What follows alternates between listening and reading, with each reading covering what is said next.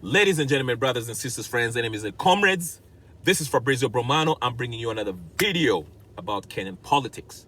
Today's topic is, Kenya, are we really free? Are we really off the shackles of colonial powers? My answer is no. But before I do get into this video, if you haven't subscribed, sir, ma'am, madam, mister, go ahead and hit the subscribe button, comment, share, and tell me what you think. The comment section is below. If you agree with me, disagree, that's fine. But here we go. Kenya, we have a new president, Mr. William Ruto. He defeated Mr. Raila Odinga, okay? And we're still divided, Kenyans, politically. It's either you're on the Azimio side or you're on the Kenya Kwanza side. So far, the Kenya Kwanza side, since they're in power, they're moving around, trying to implement their policies. But here's the thing. I have closely monitored these two factions. And what I can tell you is that there is no difference. These two are playing a big game, a huge game. It's a theater. It's like a movie theater where we watch the movie called politics through the media, okay? But in reality, these two are the same people. In fact, I will not be surprised if I say these two are friends, Ruto and Raila Odinga. Yes, they're the same people. Now, you might disagree and be like, oh, you're out of your mind. What are you talking about?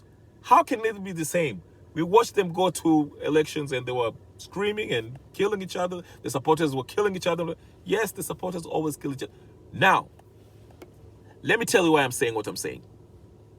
Remember Uhuru Kenyatta versus Raila Odinga. They ran against each other twice. 2007, 2017. 2013, 2017. What happened? The post-election violence happened. Mr. Kenyatta unleashed his deadly security forces on innocent civilians who are protesting against his rule, okay? Thousands were killed, maimed, and jailed. What happened in the end? Raila Odinga shook hands with Uhuru Kenyatta. And it was all good. Oh, Kenya is bigger than us. Let's stay together. We are brothers. And they shook hands, shared, giggled, took pictures, and we moved on. But who suffered? The common mwananchi. I'll take you back to 2007, Kibaki and Mr. Raila Odinga. What happened? The 2007 post-election violence. What happened? People killed each other, maimed each other. People were jailed. It was bloody war. Okay? What happened after that? Condoleezza came in, talked to the two boys. They came together, shook hands. Oh, we are brothers. Kenya is, coalition of whatever government. All right. I'll take you to 2022, August. Who won the election? William Ruto. Before the election, they were calling each other, oh, Mganga. And Raila was calling, oh, Mwizi, Arap Mashamba, all the nonsense and the tension that it caused between the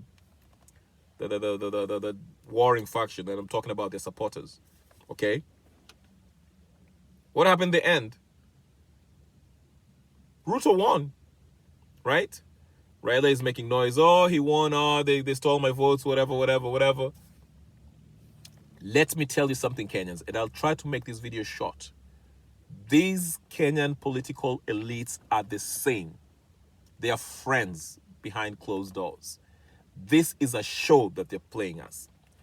Now, when Ruto came in, I was like really optimistic. I was like, okay, finally we have a president who's going to do something about our economic affairs. He will improve the common mwananchi's social economic situation, move them up the ladder. He was talking good, making good moves. He went to the UN, gave a speech, and, you know, really nice speech, which was pro-African speech.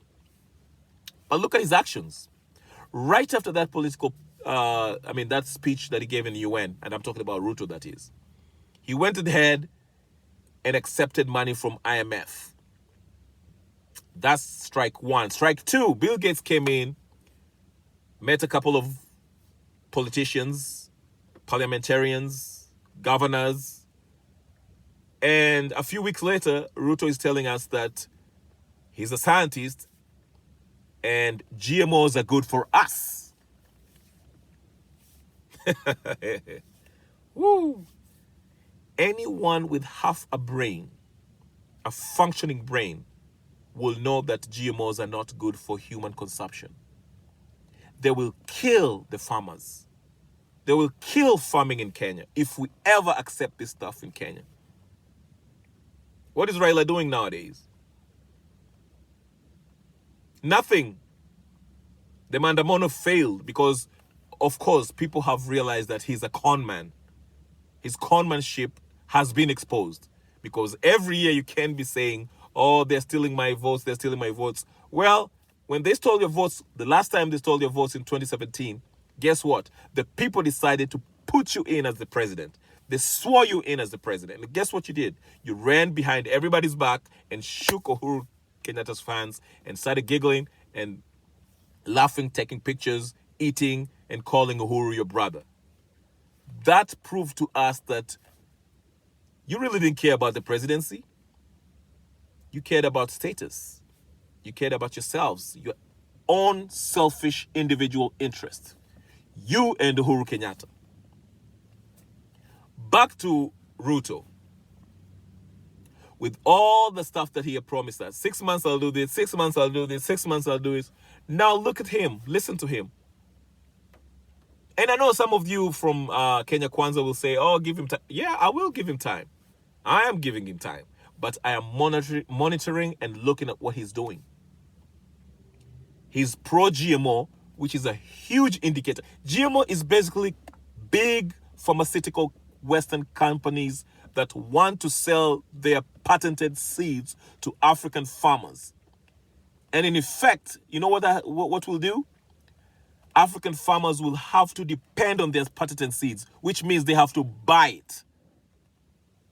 And once you buy those seeds, you cannot farm if the government says, look, listen, if the government says you have to buy those seeds, that means you have to afford those seeds. If you can't afford those seeds, you can't till your land. You can't grow anything unless you can afford the seeds. Okay? So it's a control that the Western corporations want over Africa. It's business for them. They're making gazillions of money. And not to mention the health implication that will affect the wananchi. Cancer and everything else. Heart problems that follows. And this is what Ruto is saying it's good for Kenyans. Really. He started off well. He brought Miguna back. He said he disbanded the Kwekwe and he wanted to go after Kinoti. But a few weeks after, he stopped.